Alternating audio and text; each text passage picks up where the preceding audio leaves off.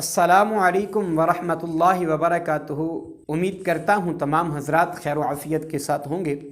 اللہ تعالیٰ سب کو اپنے حفظ و امان میں رکھے۔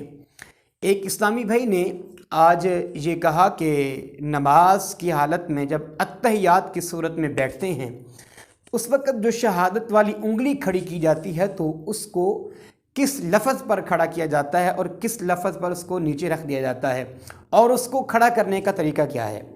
سوال کو دوبارہ دہرا لیتے ہیں کہ جب شہادت والی انگلی جو ہے وہ کس الفاظ پر کھڑی کی جاتی ہے اور کس الفاظ پر نیچے رکھی جاتی ہے اور اس کے کھڑی کرنے کا طریقہ کیا ہے۔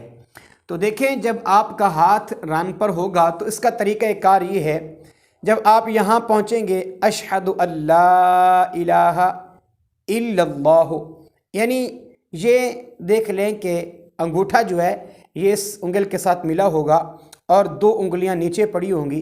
آپ نے یہ کہنا ہے کہ اشہد اللہ الہ الا اللہ واشہد ان محمدًا عبدہ ورسولہ، یعنی اشہد اللہ جب کہیں گے تو اس وقت اللہ پر جب پہنچیں گے تو انگلی کھڑی کر لینی ہے، اور جب الا اللہ کہیں گے تو اس وقت اپنی انگل کو نیچے رکھ دینا ہے۔